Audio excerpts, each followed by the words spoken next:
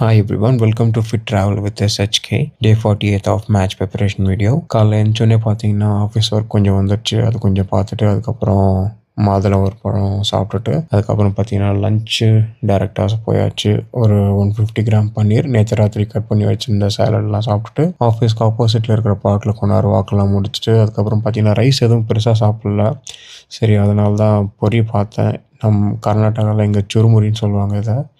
அது கொஞ்சம் சாப்பிட்டுட்டு அதுக்கப்புறம் ஈவினிங் பார்த்தீங்கன்னா நம்ம பையன் மாட்டினான். கொஞ்ச நேரம் அவனுக்கு சோக் போட்டுட்டு அதுக்கப்புறம் ஒரு பிளாக் காஃபி ஈவினிங் கிளம்புற டைமில் பிளாக் காஃபி போட்டுட்டு பிஜிக்கு வந்துட்டு ஒரு வாழைப்பழம். டைம் பார்த்தீங்கன்னா ஆல்மோஸ்ட் 7. இதுதான் ரொம்ப அதிசயம். பெங்களூரில் இந்த மாதிரி 7 மணிக்கு கொஞ்சம் லைட் இருக்குது.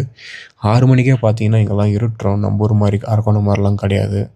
வெயிட் பார்த்தீங்கன்னா அகெயின் 83க்கு வந்தாச்சு. இன்றைக்கும் கார்டியோ.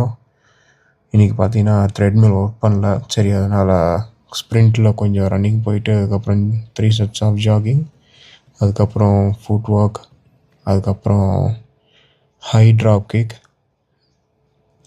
இது ஒரு 2-3 செட்டு அடிச்சுட்டு அதுக்கப்புறம் இது இல்லாமல் இன்னொரு 7-8 pair of kick, 7 different kick அடிச்சுட்டு அதுக்கப்புறம் பார்த்தீங்கன்னா கிளம்பியாச்சு.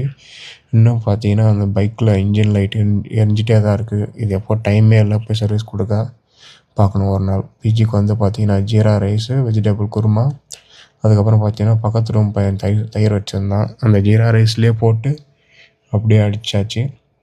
கொஞ்சம் தக்காளி ஊறுகாய் இருந்தது, நல்லா இருந்தது, அம்மா செஞ்சது. அதுக்கப்புறம் பார்த்தீங்கன்னா கேசரி இருந்தது. கொஞ்சம் கிரேவிங்ஸ் இருந்ததெல்லாம் சாப்பிட்டாச்சு. அதுக்கப்புறம் பார்த்தீங்கன்னா பொரி கொஞ்சம் மிச்சர் இருந்தது, அதெல்லாம் சாப்பிட்டுட்டு ஒரே ஒரு வாழைப்பழம். See you guys tomorrow.